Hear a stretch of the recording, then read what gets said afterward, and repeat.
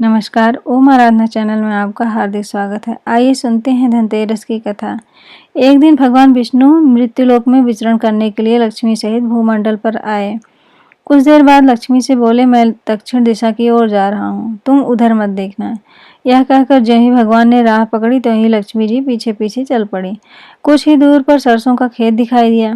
उसके बाद ईख तोड़कर चूसने लगी। तक्षण भगवान लौट आए और यह देखकर लक्ष्मी पर क्रोधित होकर शाप दिया, जिस किसान का यह खेत है वह 12 वर्ष तक उसकी सेवा करो। ऐसा कहकर भगवान क्षीर सागर चले गए और लक्ष्मी ने किसान के यहाँ जाकर उसे धन धान से पूर्ण कर दिया। तत्पश्चात 12 वर्ष के बाद लक्ष्मी जी जाने के लिए तैयार हुई, किंतु किसान ने रोक लिया। भगवान जब किसान के यहाँ लक्ष्मी जी को बुलाने आए तो किसान ने लक्ष्मी जी को नहीं जाने दिया। तब भगवान बोले, तुम परिवार सहित गंगा जाकर स्नान करो और इन कौड़ियों को भी जल में छोड़ देना। जब तक तुम नहीं लौटोगे तब तक मैं नहीं जाऊंगा। किसान ने ऐसा ही किया। जैसे ही उसने गंगा में कौड़ियाँ डाली वैसे ही गंगा में से 4 चतुर्भुज निकले और कौड़ियाँ लेकर चले गए। जब किसान ने ऐसा आश्चर्य देखा तो गंगा जी से पूछा, ये 4 भुजाएं किसकी थी? गंगा जी ने बताया, हे किसान, वे चारों हाथ मेरे ही थे। तूने जो कौड़ियाँ मुझे भेंट की है वह किसकी दी हुई हैं? किसान बोला, मेरे घर में जो सज्जन आए हैं उन्होंने ही दी है। गंगा जी बोली, तुम्हारे घर जो स्त्री है वह लक्ष्मी है और पुरुष विष्णु भगवान है। तुम लक्ष्मी जी को न जाने देना, नहीं तो पुनः उसी भांति निर्धन हो जाओगे। यह सुनकर जब वह घर लौटा तो भगवान से बोला, मैं लक्ष्मी जी को नहीं जाने दूंगा।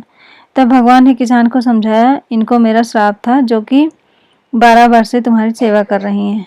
फिर लक्ष्मी जी चंचल हैं, इनको बड़े बड़े नहीं रोक सके। किसान ने हठपूर्वक पुनः कहा, नहीं, मैं लक्ष्मी जी को अब नहीं जाने दूंगा।